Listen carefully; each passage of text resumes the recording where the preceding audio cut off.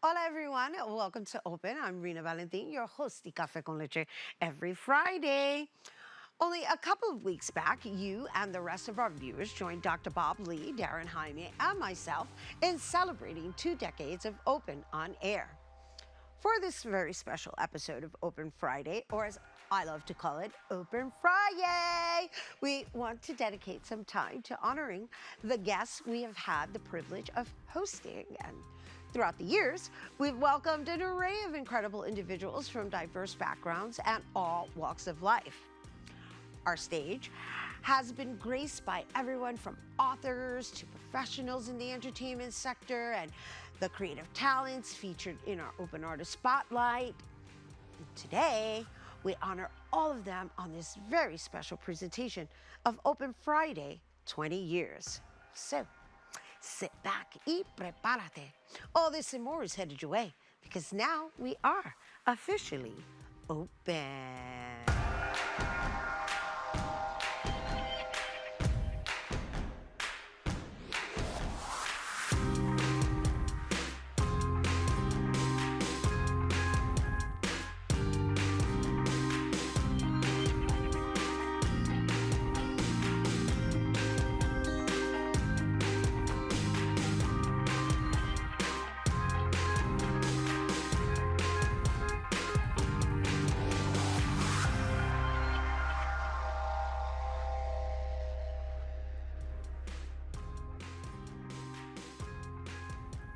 Hey everyone, and welcome back to Open. I'm Rhina Valentin, your host of Café con Leche. For the next hour, inviting you to get social with us online. Follow us on all social media platforms at Bronxnet TV. And of course, while you're there, don't forget, follow moi on all social media platforms as well at Rhina Valentin. Welcome again to Open, everyone. Over the years, some of our favorite guests have been the men and women from the entertainment industry, and from actors, actresses, directors to producers and filmmakers. They have all entertained and enriched our lives. So, let's take a look at some of the most memorable people who have joined us on this set. Back to the studio, Rhina Valentin here, and of course you are watching Open, and our first guest is no stranger to Open or to the Bronxnet family. Well, you know, he whet his appetite right here on Open and won a New York Emmy in April, and now he's preparing the next leg of his journey with the Culinary Adventures of Baron Ambrosia premiering next month on the Cooking Channel. We welcome to the studios, once again, Mr. Baron Ambrosia. Thank you, Rhina. It's great to be here with you.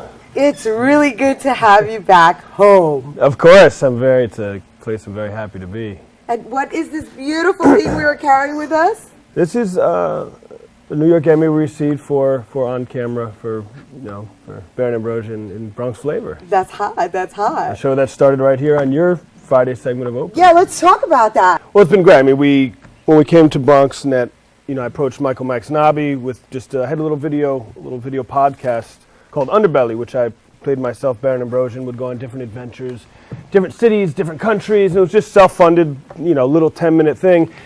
And I approached, I said, I'd love to do something just about the Bronx and just celebrate the foods of the Bronx, the people of the Bronx, and kind of the mom and pop institutions that don't get a lot of play, a lot of shine. What is it that shifted the dynamics for you to really hone in on telling our stories? Well, I wanted us to take control. I wanted us to have the creative control of what we do. I didn't want anybody else that doesn't understand us navigating us through that. And I just felt that we, in my case, myself and Semi Guzman, along with a few other people, were able to understand what our navigation should be in order to tell our story. Because we have beautiful stories, man. And the problem is when you go into some places and you're trying to pitch your story, it's like people don't get it. And so that one day they just told me, it's like, you know what? They don't get it, but I get it. And we're going to move forward with this, and we're going to find ways of doing this, creating this, and not only just, for myself, but for a whole community. You know, because when you do a film, you're putting people to work. Right. You got a crew, you got actors, you got caterers, you got drivers. You know, so you're building a movement with your production company. Hey everyone, welcome back. Our next guest is a Tony-winning performer and comedian. She's written and performed in multi-character solo shows on and off Broadway. Today, she shares her latest hybrid doc narrative, Sell by Date, inspired by the critically acclaimed multi-character off-Broadway show. The film explores the sex industry and her own personal relationship to it. Here now to share more is Tony-winning performer and comedian Sarah Jones. I want to talk a little bit about your style in which you've chosen to do this, because, and I also love that you identify it as an unorthodox. Right, it's a documentary, but it's a doc, but it's not a typical doc, so it's an unorthodox. That's yeah. I like that language. And so I wanted to mention that the style in which, and we're going to show you guys some clips of it, in which you actually were able to incorporate your characters, do interviews, and kind of like meet these individuals who are in the industry. This fusion of a sort, I mean, you've won some awards already. So let's talk about why this approach. Yeah, well, I had done an off-Broadway show called Sell by Date, where I play all these different characters, right? They have all these opinions. We all know the sex industry exists, but we all kind of pretend it's not there, or we go watch, you know, when I was a kid, Pretty Woman, Julia Roberts in her thigh-high boots, and it was kind of not really the whole story. It was like a Cinderella fairy tale, but you're like, wait a minute, I don't know. And right, like, and it's like, well, what is true? And you see all these different sides of it, but none of it really captures how much it's connected to all of our lives. Here to share more, please welcome recipient of the HBO Latinx Director Award, Brownsville Bred's writer, director, and producer, my friend, who is no stranger to open, Elaine Del Valle. I am also emotional watching the trailer and then listening to you and being here. You know, this is not my first time here on Open, and you've really championed the work from the earliest beginnings as a stage play, and then as a novel, and now here we are with a feature film, an independent feature film that has actually made it to a theatrical run, which I don't think that many people understand that, but it is a major thing. And so often, you know, we hear Latinos especially, and just people from neighborhoods like Brownsville saying that we are not being depicted authentically on screen. Well, that's where I come in. That's where Brownsville Bred comes in.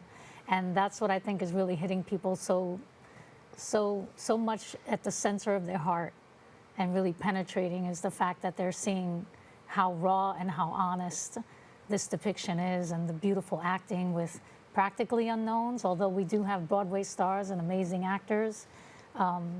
Something like that rarely happens in film, and I think it could have only happened independently, but here we are in the theatrical run, and it feels amazing. I'm so proud. Let's just share with everyone, because now Alma's Way is in its third season. Let's just share how it's developed and its origins. Well, PBS asked me to create a children's animated show. After Sesame Street, I wouldn't have done that on my own. I'd rather stick a pin in my eye than try to think of another show after Sesame Street. Right. How do you top that act? Right. So they asked me to create a show. So, of course, I placed it in the Bronx. I was raised in the Bronx. Those are my roots. But the mission of the show was left up to me. And as I traveled around the country, I noticed a lot of children were overwhelmed. There were so many kids in a classroom. They had to memorize. They had to pass tests. Some of them couldn't speak English. And if they couldn't do those things, they thought they weren't smart. So my idea for this show is to tell kids everybody has a mind, no matter what your situation, and everybody can think. And that's what Alma does in every episode. I know, and it's so important, right? Because you're teaching them how to think, not what to think. Not what to think, exactly. Thank you for saying that. Yeah, Right, yeah. right. I've watched it, and also, the fact that Summer Rose is the voice Yes, of Alma. I know. Our little actress is just doing so well. She's got nominated for an Emmy this year. Let's keep our fingers crossed. Welcome, comedian, writer, and actress, and one of my dear friends, the incomparable Sarah Contreras. Ay, sus. Oh my God, me tienes sudando. That was quite an intro. My goodness. I love it. I need to do it again. No, I'm kidding. Hola, Paul. I love doing your show. I'm so glad to be back on your show. I love it here. Open is the best. Thank you, honey. I'm so glad that we were able to finally grab a hold of you. Ay, Dios mío, you've been quite the jet setter. It's been hectic in a very, very good way. 2022 just went like, oh, hey, figure it out. It was one of those years where it was just like, oh, wow, malabarista. Became a malabarista big time. Fulfilling a dream. You know what? After the very first time on stage with a Gran Combo, when I finished that show, I said, if I never do comedy again, I'm good. Oh my gosh. I got to tell you, it was really exciting following your TikTok posts and seeing you in so many different venues and seeing you like opening up like on a big stadium like size audience. I was like, oh my God, you better get it, Sarah. You better get it. It came like in baby steps because like the first big one was maybe like 3,500 seats. And okay, that was challenging. But then the Mohegan Sun happened and it was 9,000 people, like 9,000 Latinos, a sprinkling of everybody else. And I was just like, my heart went, oh my God, like, this is it. This is the test. And so, as a Cubano, right, I have to put that in there because you've made it your life's mission to make sure that you're highlighting Cubans. It's interesting because when I first started, I grew up in Miami, I grew up in Little Havana, and so a lot of the first things that I did were not Latino or Cuban because I was just like, I want to get to know the world. I want to see, things that are different. But in recent years, I've been very fortunate to have the chance to work on a lot of stuff that's really focused on my culture. Yeah, your culture and the Latin culture as well, right? Which leads us to John Leguizamo, because you did the American History Historias. So I was really privileged to get to work with John Leguizamo as the writer, or one of the writers on American Historia, The Untold History of Latinos in America. John has made it his mission to educate audiences about Latino contributions. There was Latin History for Morons, it was on Broadway. And then he had been developing the show for years. Finally, he and his director, producer, Ben De Jesus, I don't know if you've met Ben, but they finally got the funding together and I got asked to join the team. And it was great. It was a real privilege. That's amazing. This is what I mean. Yeah, you do stellar work to begin with, period. And we can't really discuss all the documentaries that you've already accomplished, but you're also working on the one I already introduced that you're working on, SOS Cuba, right? Yeah, SOS Cuba is about the Movimiento San Isidro, which is a movement of artists, writers, poets, rappers, art curators, art historians, that in recent years, it started off as a campaign for freedom of expression in Cuba, and it kind of became something bigger. So that's the story that my film tells is about them, how these, a group of kind of misfit, weirdo artists that weren't part of the official institutions in Cuba, how they managed to kind of create a narrative. Wow, I definitely enjoyed watching some of those clips. All right, don't go anywhere. More Open 20th anniversary when we return.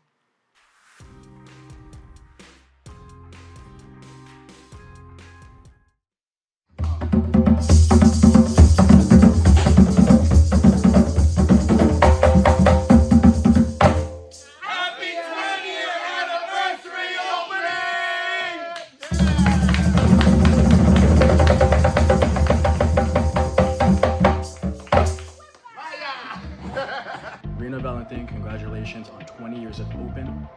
Thank you for providing a platform for local music, the community, and the borough. Here's to Bronx Summer Jam, here's to Bronxnet, here's to Open, and here's to you, Rhina. Thank you. I just want to say congratulations to Open for celebrating 20 years. 20 years! I want to shout out to my girl Rhina Valentin for holding it down for 2 decades, bringing us joy, laughter, and keeping us informed with anything that's going on with the community. So I just want to say thank you so much and congratulations. Mucho besos.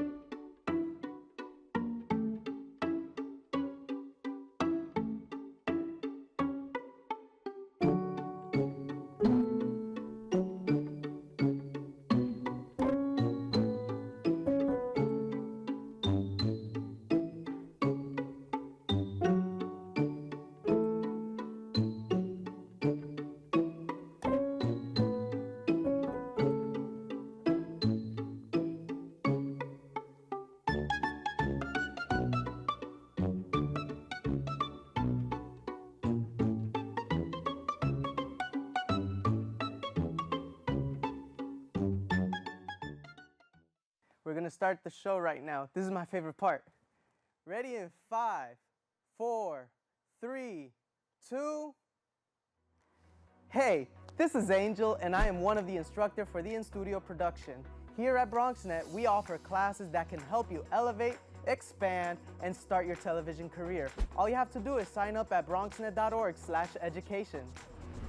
For the past 7 years, I have been in various productions, spanning from talk shows, independent films, news reports, art displays, teachings, musical performances, and many more. Ain't that right, Angel? Yeah, you're absolutely right, Angel. There are a lot of creative individuals that we're just waiting to sign up for the class. And if I may, can I also express thank you, Angel. That's all the time we have left. Visit bronxnet.org/education and become a producer by taking the course. The class I offer is also in English, en español y también bilingüe. Nos vemos en la próxima clase. Hey everyone, welcome back to Open. You know, food is the fuel that sustains us, just as entertainment enriches our daily lives. Throughout our time at Open Friday, we have strived to present our viewers with vibrant, unique flavors alongside nutritious and wholesome meals. Let's take a look at some of the expert chefs and nutritional educators who have shared their wisdom with us over the years. As a self-taught baker, Tabitha enjoys creating delicious, unique flavors, treats, and edible works of art for people to try. We're going to take a look at that. Hi, my name is Tabitha Lozano, and I'm the owner of Sprinkle Splash Bakery, located here inside La Marqueta of Spanish Harlem. And we make everything here, our 180 square feet of magic. Pastries and desserts, we try to keep everything traditional, but yet with a kind of Caribbean flair to it. This is a black and white checkerboard cake filled with our mocha espresso buttercream, topped with a chocolate ganache glaze. All right, it's kind of checkered. It's our French toast pull-apart cupcake topped with bacon. We also have it topped with a cinnamon apple topping, and then we have them plain for some people that don't specifically like toppings. We're not a cupcake company, we just do it well, and so it's an added component to what we really do well, which is our custom 3D cakes. To date, I think we've done about 1,800 custom cakes. But we do basically anything that you could think of, we can create for you in a custom cake. Please welcome back executive chef and owner of The Raging Skillet, Chef Rossi. Hello, and thank you for being here. How you doing? Oh, we are fabulous. And you have instant s'mores. Oh my goodness. And this gourmet looking s'mores. This is how fancy they look. I s'mores. love serving these at parties. They're fantastic. Open them up. You make sure the white side is down. Put a little bit of peanut butter in them, and you close them up. And then what you do is, in your $1 million container of melted chocolate, you drop your Oreo in. Now, we've gone back and forth in the kitchen about the best way to do this. We have $1 million equipment. And in the end, we came up with a plastic container. A plastic container with 2 forks. And we'll do hundreds and hundreds and hundreds of them that way. Put them in the fridge. Look at that. I'm giggling because I'm like, well. That's like everything in the world. It's the peanut butter inside, the dark chocolate outside. It can only be called Oreo crack. It won't take any other name. Oreo crack? Look at that. That is just so intense. Now, I know you have perfect lipstick on right now, so maybe I cannot entice you. Well, yes, you can, because I've been wanting to try something. I'm like, what am I going to try? But we'll do the delicate thing. Absolutely.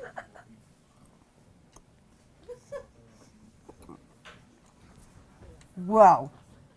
We're thinking about calling them snickergasms. That's a good name. Snickergasms. Our next guest created his business in his living room with his own mother. Yeah, from packaging the first shipment together to now owning an extremely successful company that has been connecting over 100 countries with the authentic taste and culture of Japan through his monthly snack box subscription business called Boxu. Here to share more, please welcome founder of Boxu, Danny Tang. How exciting. I know. Thank you so much, Rhina. I'm so super excited to be here. Let's just go over what's in this box right now. So this is what comes every month. Yes, so this is an example of one of my most recent curations, Midori Summer. Midori means green in Japan, so it's kind of like a fresh, early summer vibe.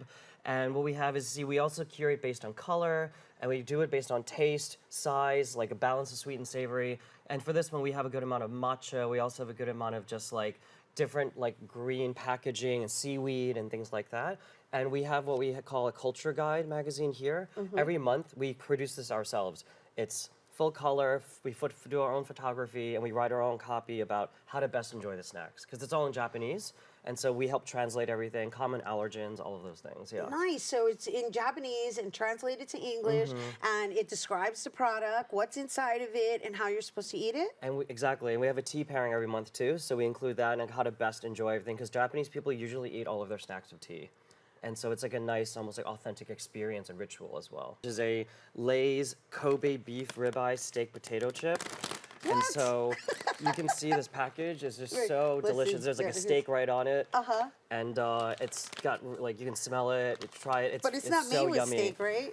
I think there is real beef in it. But I don't eat meat. Oh, no. Okay, never mind. I'm going to try it just because. Oh, I'm so I don't think, no, I'll take a little piece. It's fine. Because I want to try it, just to try it, even though I don't eat red meat. Thank you so much, Rhina. It's a chip, you know?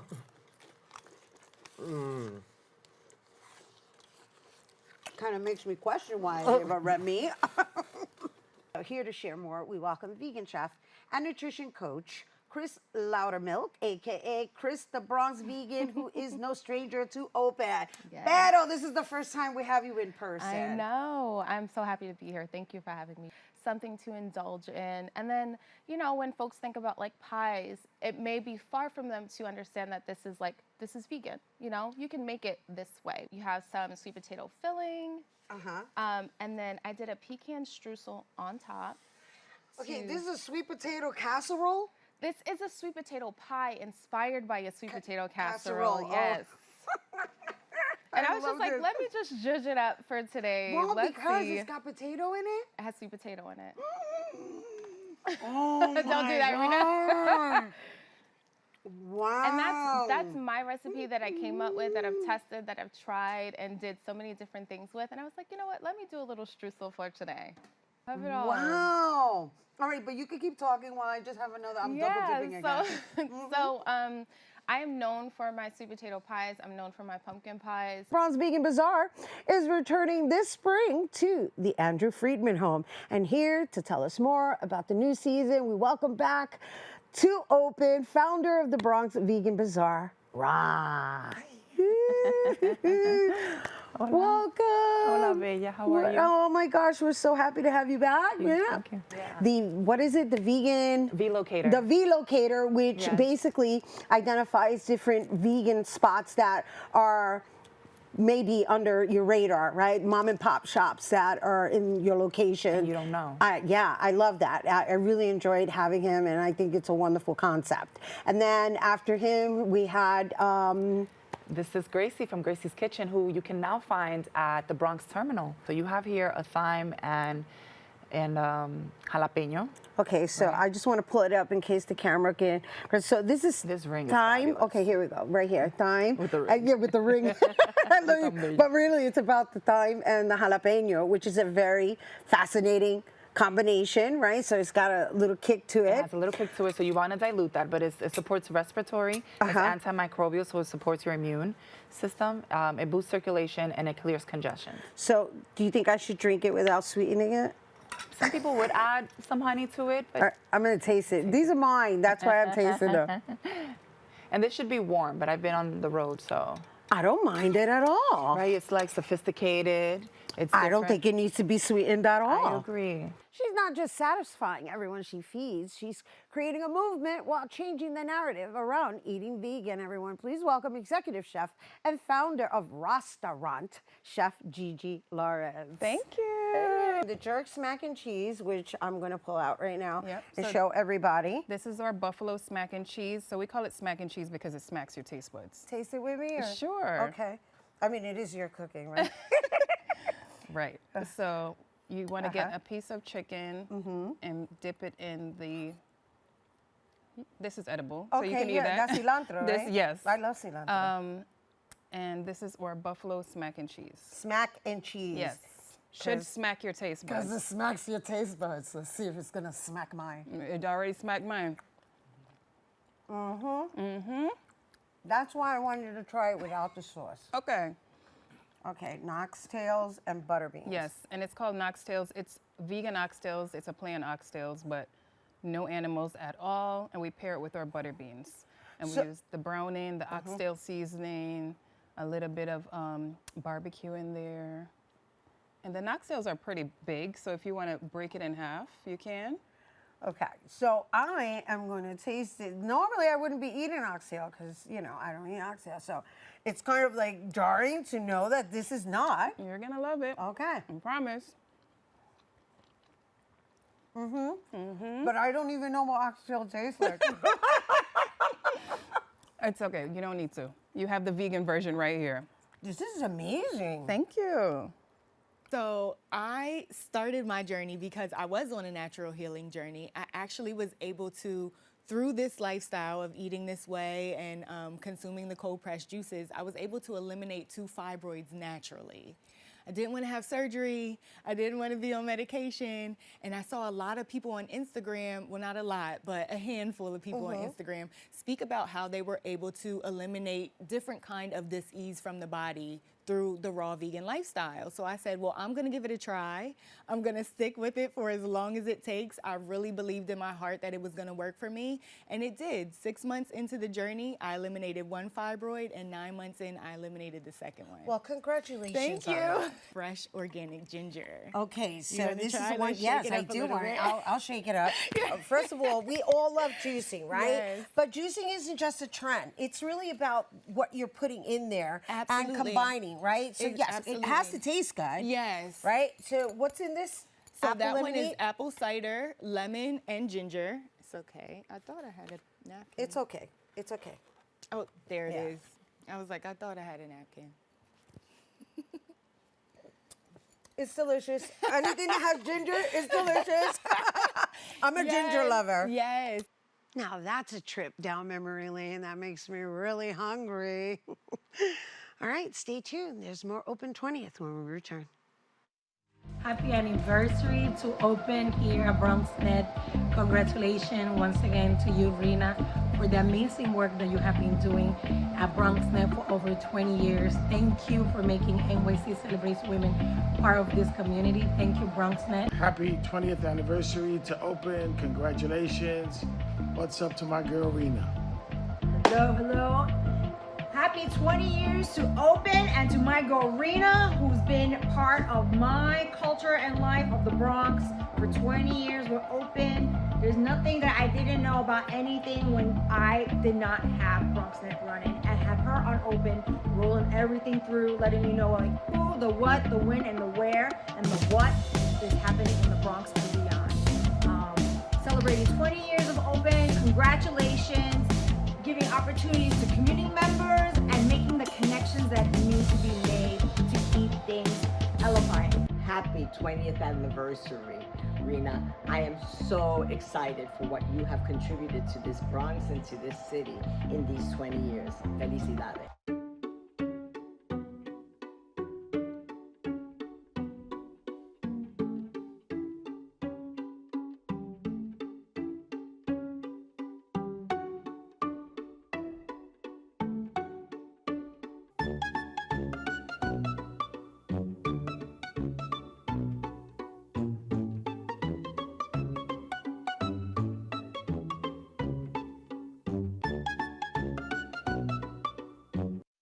We are the eco leaders. We learned that everything starts with ourselves. Then we have to educate ourselves. Then we have to build community and use our imagination.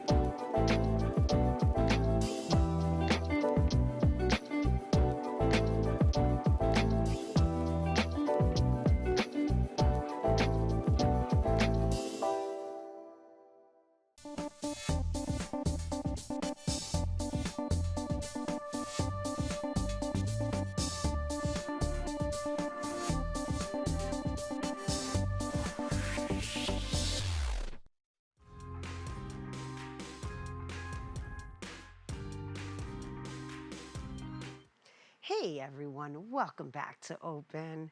While we have showcased numerous talents from the realms of film and television on this show, our platform has also proudly highlighted many remarkable figures from the literary arts. We have served as a consistent stage for writers of all kinds, from novelists to creators of children's books. And, well, join us now as we look back at some of the authors who have graced our program in the past. And joining us to share more on her first novel, The Beautiful Possible, please welcome Amy Gottlieb. Hello and welcome and congratulations. Thank you so much. It's a pleasure to be here. You know, what does it take to write a novel? What doesn't it take? This book took me about 10 years to write. It was not my first attempt. I put my first attempt in a drawer many, many years ago.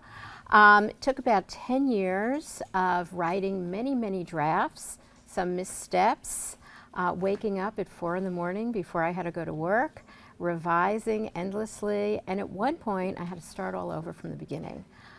And I have to say, it's a wonderful process. You know what it is? I'm taken back because I just wonder if our viewers get what that means. 10 years. That's a very, very long time to not lose faith and not give up on your direction. And I'm sure you probably swayed it this way and were like thrown off path. And I can only imagine what you went through to get this novel together. Published and everything. Absolutely. And at one point, I was almost tempted to give up, but this story was so alive in my mind, and I was thinking about it all the time, no matter what else I was doing, and I couldn't give up. And that's when I knew I had to follow it all the way to the end. All right, why don't we give our viewers some insight as to what the novel's about? Sure. So The Beautiful Possible tells a love triangle or a braided love story between an American rabbi, his wife, and a German Jewish refugee who leaves Berlin, escapes the Holocaust, finds himself in India, spends time at an ashram for a few years, comes to New York, meets the rabbi and his wife, and then their lives are intertwined for the rest of their lives.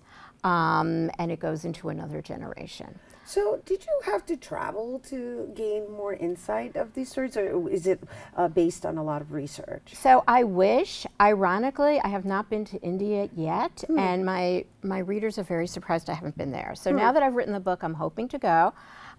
So I did a little bit of research. I found out about this ashram in India where, ironically, some German Jews had fled to during the war. So that was really interesting, and that came about through research. I know a lot about Jewish life and about rabbis. That's been my day job and my passion for many, many years. And in terms of getting inspiration for the woman in the story, Rosalie, she was inspired by the women of my mother's generation. So when I was a girl, my mother's friends would come over almost every night of my childhood. And they'd come one at a time, they'd march up the stairs, my mother would make coffee, and they would tell their most intimate secrets about their lives. And I would sit. I love this. I love this. I could sit here and listen because, you know, it's really nice and refreshing to know that it was important for you to capture that and place it on paper and basically make it a historical story. Right, right. So I would listen to their stories and just get a sense of their voices and their longings. They were feminists, but it was the 60s and the 70s, and they couldn't go quite far enough where we lived in our community. So there are What does voices. that mean? What do you mean? You know, a lot of them had not gone to college. I see. They didn't have jobs. They were still very aligned with their roles as wives and mothers. And there's a different standard for women at that time, right? yeah, definitely. And it was different in cities, but we were out on Long Island, and this was our little community. So I feel in many ways that these women made me a writer because I just love to listen to their stories. Love Zombies. Eesh. Get Your Love Back. That's right, is the first book in a trilogy for those who feel like they are stuck in a relationships and may not even be aware. The book offers advice to those who want to take their love life back from the dead. Here now to discuss more, please welcome co-authors Edna J. White and Nicole Jean Christian. Hello and welcome back, ladies. Yes, it's great to be back. Yeah, we are happy to have you back. You're rocking the red. I know, we didn't do this That's on purpose. right. Well, that's the Love Zombie theme. You didn't do it on purpose. Absolutely not. Nope. So you guys didn't coordinate this? Absolutely not. Nope. How interesting. We certainly have a message to convey today. Absolutely, yeah. Can't wait to hear it. Yeah. So, I mean, obviously I gave a little insight to our audience about the just energy vampires. And just before we even begin that, let's just give everybody a little background on both of you ladies. Even though we had you on before, let's reintroduce you. Well, Edna and I have been writing and speaking off and on for about 10 years. And we were inspired by the obsession culturally now with zombies and the living dead. So we then decided to collaborate on a book specifically about relationships and how you can be a part of the undead and not realize it. So we've been collaboratively working for almost 10 years now on a variety of books and personal enrichment and training and classes. So let's talk a little bit about the term zombies and where that comes from and just really the fact that there's actually a lot of people walking around life living like zombies. Oh, yeah. So let's start there. Yeah, well, we look at the characteristics. What do we know about zombies? They're not living, but they still act alive.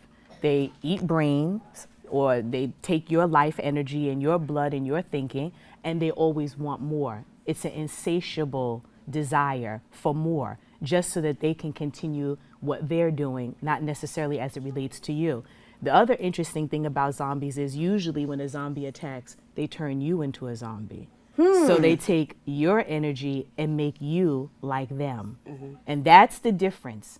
That's the difference. So that's where the whole idea about energy transference comes from. So there is a subliminal message behind the cultural obsession with zombies, the living dead, the vampire series, about this whole idea of exchanging your energy.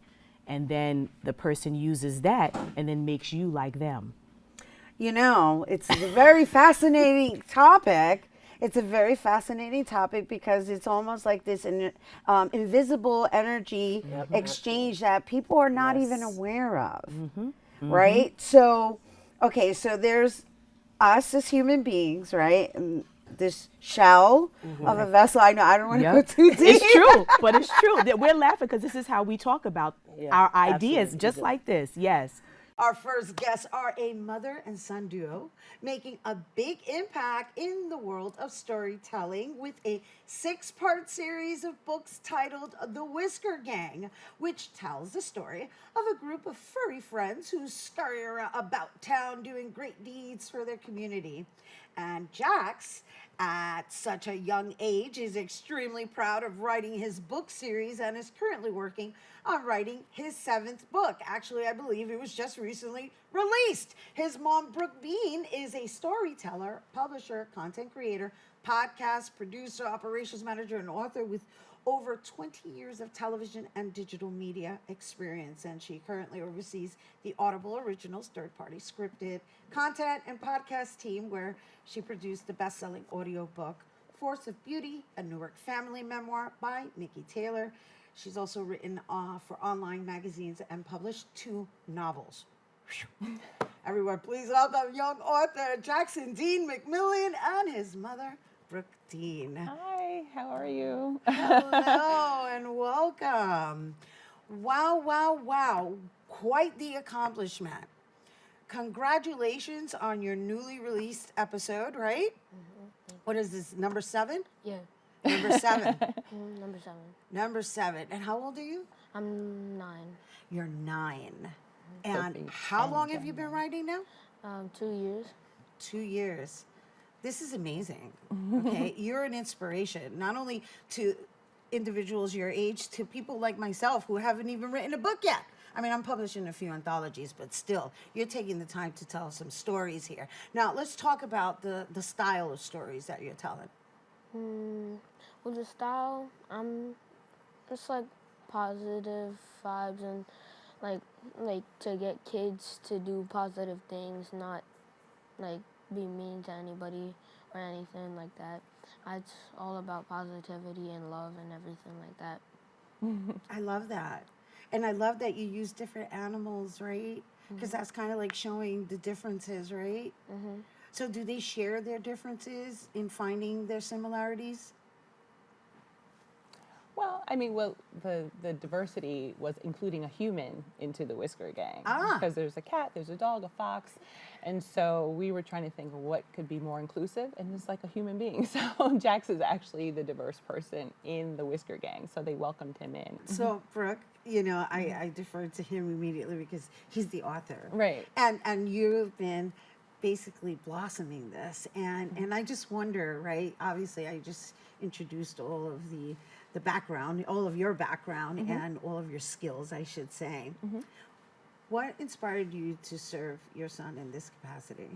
Well, I just saw something just marinating in his head a little bit. Like it just came about organically. It was during COVID. We were out for a walk and we saw a raccoon like just tearing up the neighborhood. And so he said, like, who's going to help clean up all this mess, you know? And I was like, I don't know, maybe we can find some other animals to help him. He's like, yeah, he's going to have to get the help from the Whisker Gang to help clean up. So we kept seeing the same raccoon like every couple of weeks, a couple of months, and he was up. There goes the Whisker Gang again. So I said, that has like a little ring to it. Let's see what we can do about it. So I was like, well, if you were to write a story about the raccoon or the Whisker Gang, what would it be? And he was like, cleaning up the neighborhood. So his first book was actually about all the whiskered friends volunteering to clean the neighborhood. And so once I think he saw it and could touch it and it manifested itself, he was like, oh, what could the next story be? And then next thing you know, we had a series. So I was like, while he has this motivation and drive to keep telling stories, let me nurture that, because, you know, kids they want sports and games and things. And so while he had the idea, I was like, let's run with it and see where we can go. And plus, organically, it works for me, working at Audible, being an author myself. Like, his book actually came out before mine. Wow. So I was like, I have to catch up to him. Nice. So, yeah, so he inspired me. So, yeah, it just, because I've been a writer for so long, it just seemed like a natural thing. But I didn't want to force it on him. But he had the stories already in his mind, so we just developed them together. That reminds me, I need to revisit some of those great reads. All right, mi gente, stay tuned. 20 years of Open Artist Spotlight is coming up next.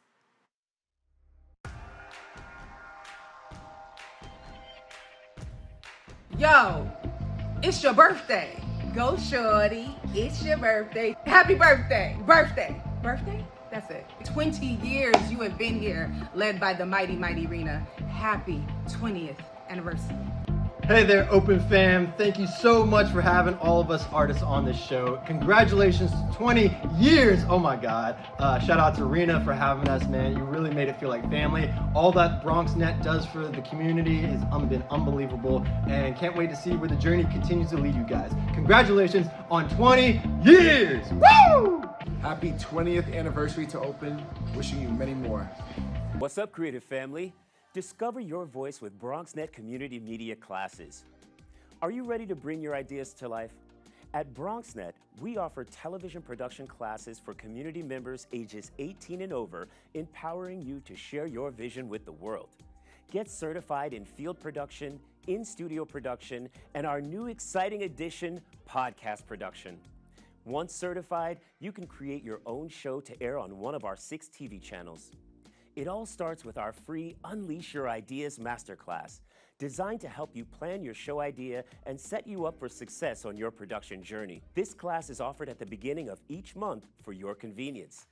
Our dedicated Bronxnet team is here to support, encourage, and uplift you every step of the way. Join us and become a part of the creative force that engages and inspires the Bronx community and beyond. Sign up today and start your media journey with Bronxnet.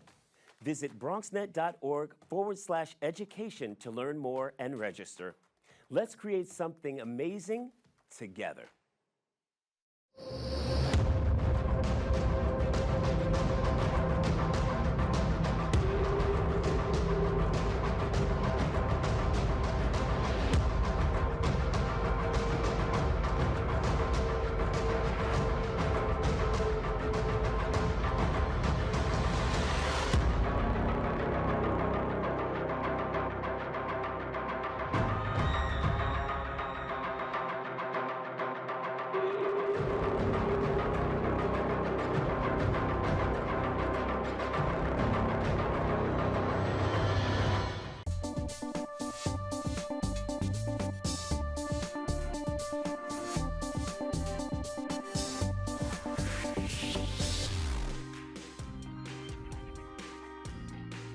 Hey everyone, and welcome back to Open. So throughout the years, we've showcased incredible talent within our Open Artist Spotlight, highlighting everyone from musicians and dancers to circus performers.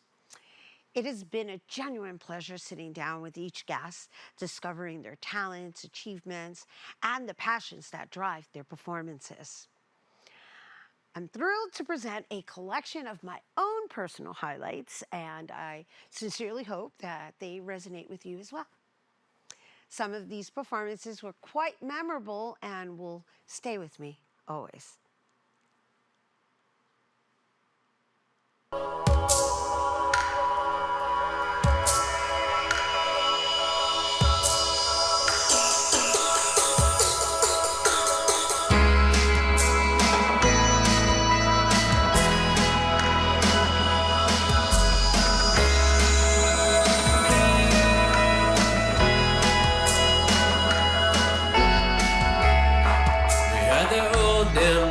See, I think we liked it for a while. We had the old them yet to try.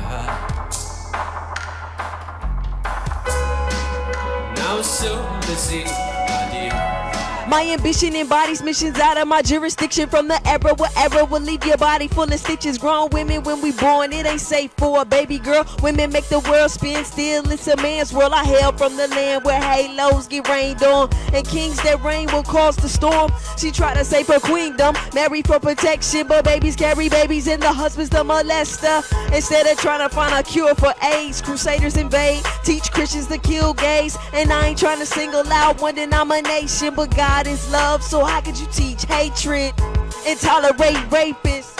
Yo, these fake religions have people that's so faithless. Turn the other cheek, then you never really face it. And now the victim's faceless. Our world needs a gotta crawl for you walk for you drive. And if you get lucky, you might learn how to fly high. Don't you dare give up. Don't you dare give in. Little by little, the bricks will thin. You don't have to talk. You don't have to feel. When one spoon breaks, another will appear. No, no, no.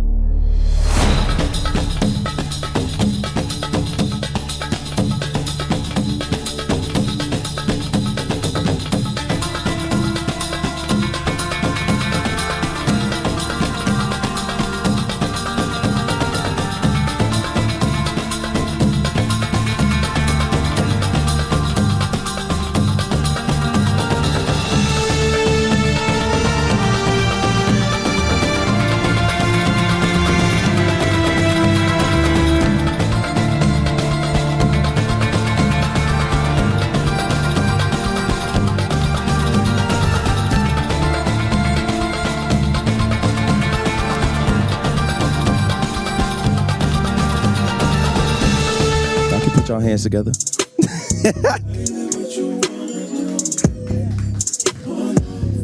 Hey, I've been craving your love and affection, 'cause no one else in this world loves me better.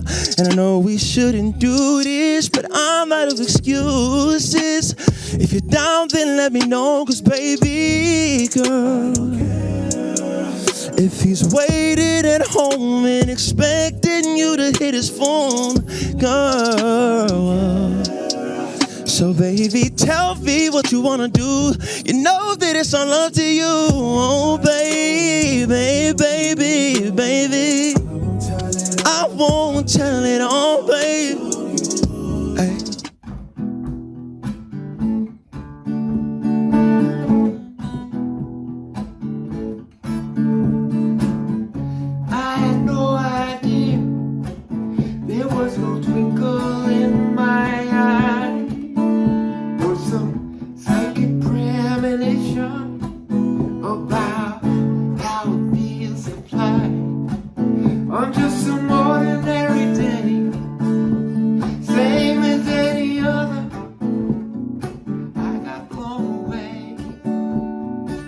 Never to recover. Oh, fatal love, it was fatal love. Oh, fatal love. Send me a hero, send me a keep in night, someone that hold me and says everything's gonna be alright.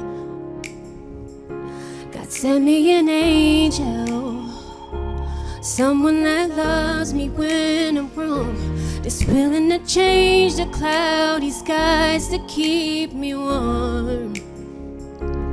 Promise I'll be here, standing by your side. With every crying tear shows all the joy inside. No mountains too tall, I'll gladly risk it all, just to be with you. Shout out to Dochi. Love what you're doing. You so talented, girl. I just had to write something over your lyrics. You know what I'm saying?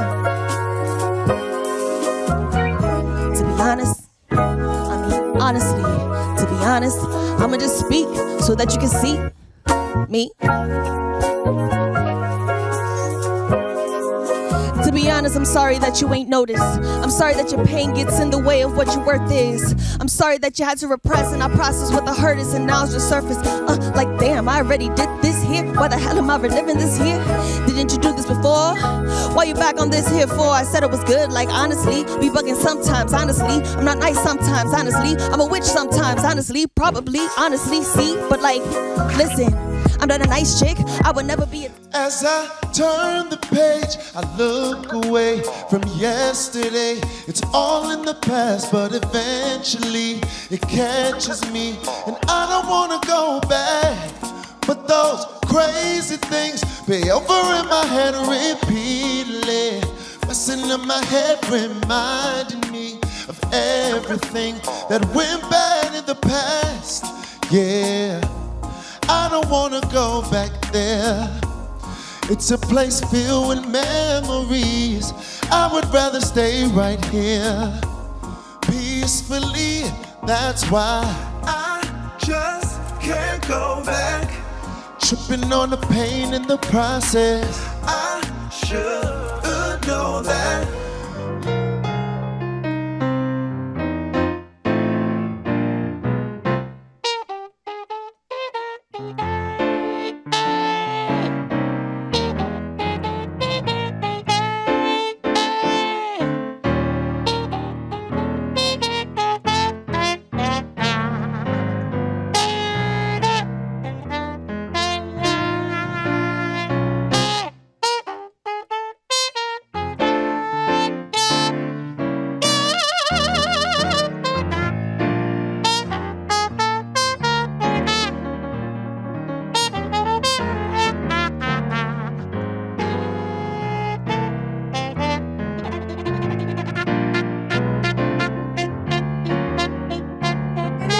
Thank you so much for being here in studio.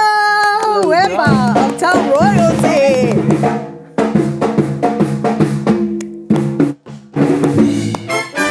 Here now to perform SF Fuego. Let's give it up for Uptown Royalty.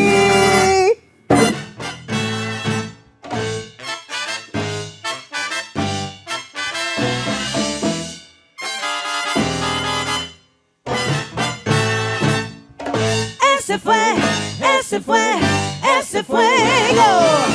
Prepárate, párate, llegó el tiempo. Túmbale, túmbale, tumba cuero.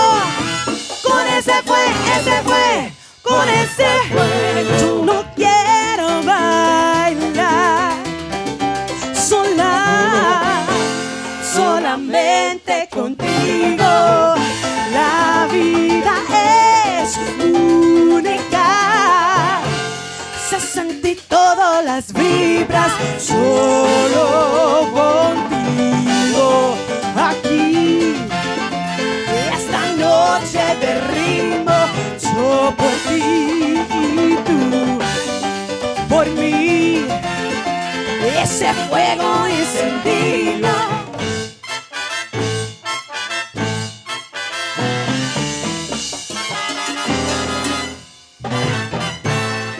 What you just experienced was just a bite size of the 20 years we've been highlighting artists. Pero that is our show today, mi gente. And I want to thank all of those who have walked through the doors on Open Fridays over the last 20 years. I also want to give a special thanks to the crew who have kept this show going for the past 20 years. Thank you. I mean, it's truly been amazing. And to you, our viewers, for tuning in and joining us each and every Friday. If you missed any part of the show, you can check out this episode throughout the weekend and 24 hours a day at Bronxnet.tv. I'm Rhina Valentin. And from all of us here at Open, may the universe provide paz, prosperity, amor. Happy 20th anniversary. Here's to 20 more.